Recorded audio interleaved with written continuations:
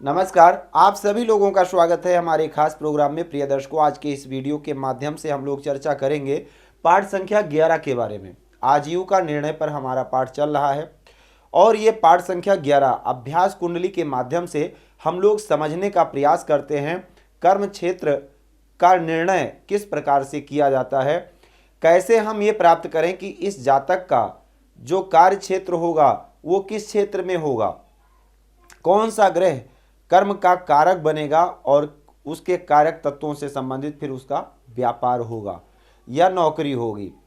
तो इसको समझने के लिए सबसे पहले ही वीडियो में हम लोगों ने चर्चा करी थी कि लग्न, चंद्रमा और सूर्य तीनों में से जो बलवान हो, बलवान कैसे पता लगेगा आप सभी को पता है।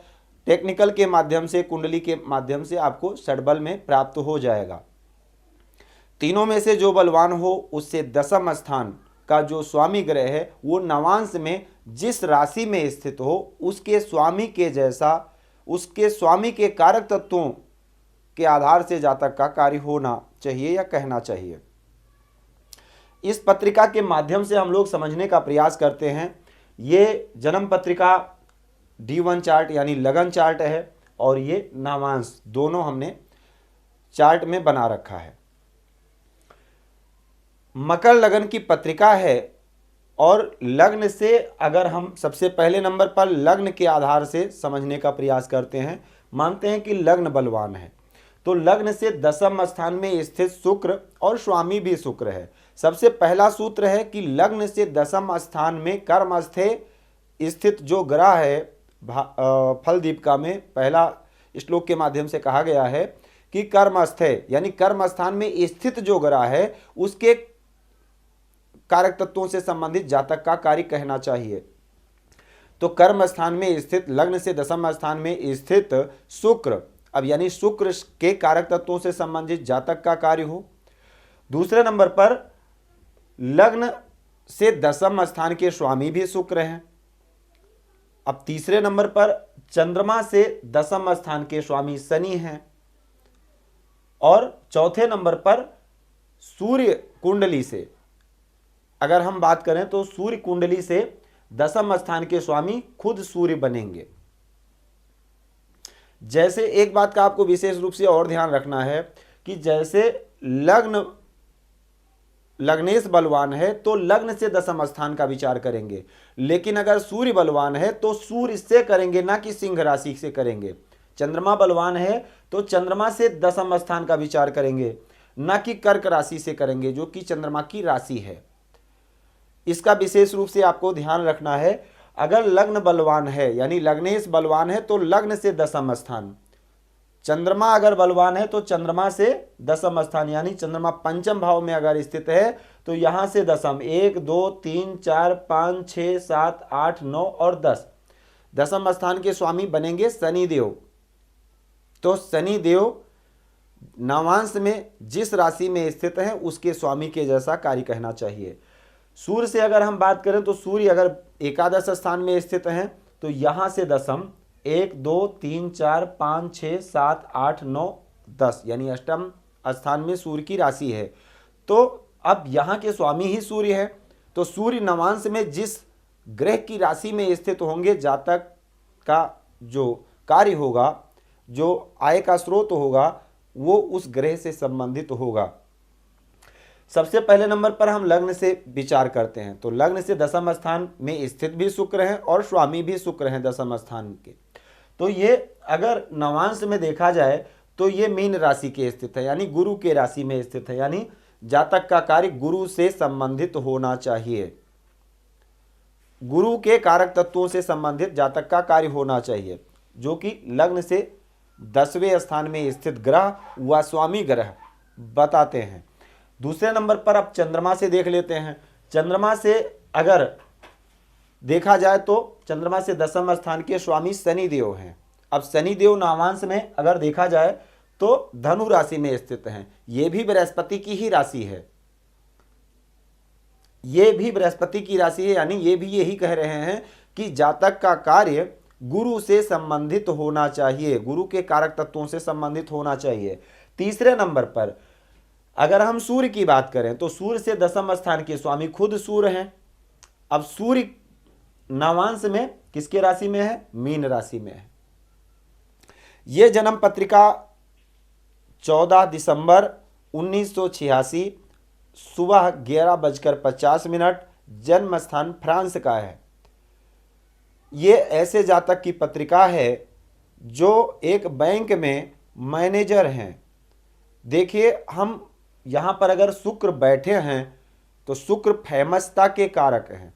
कर्म स्थान में अगर बैठे हैं तो कुछ तो अपना प्रभाव देंगे ही। दूसरे नंबर पर एक शुभ ग्रह है, पत्रिका में पूर्ण योगकारी हैं। अगर आप ने पढ़ा हो पाठ को तो केंद्र के भी स्वामी हैं और त्रिकोण के भी स्वामी हैं, पूर्णतः योगकारी हैं। शुक्र जो कर्म स्थान में स्थित है तो शुक्र फेमसता के कारक हैं, जातक को फेमस करते हैं। और गुरु का काम क्या है? मैनेजमेंट को संभालना, व्यवस्थित करना। गुरु मैनेजर का कितना काम होता है आपको भी पता है। आजाद हैं, स्वतंत्र हैं, कोई उनको परमिशन देना है, उनको ऑर्डर देना है, उनके ऊपर ऑर्डर उस ब्रांच में तो उनके अलावा नहीं है कोई देने वाला, और अलग से ऊपर से ऑर्डर उनको मिल सकता है, लेकिन ब्रांच के हेड। अब उस फेमसता के भी कारक, अगर वो एक अच्छा पद प्राप्त हुआ या एक अच्छा नाम है, बैंक के मैनेजर बन जाना नाम होता है कि जातक अच्छे पद पर है, तो उस नाम के कारक शुक्र हैं।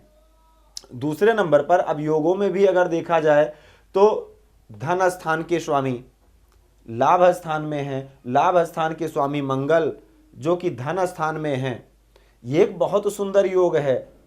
दूसरे नंबर पर शुक्र यहाँ पर स्वराशि के स्थित है, मालव्य नामक योग बनाते हैं।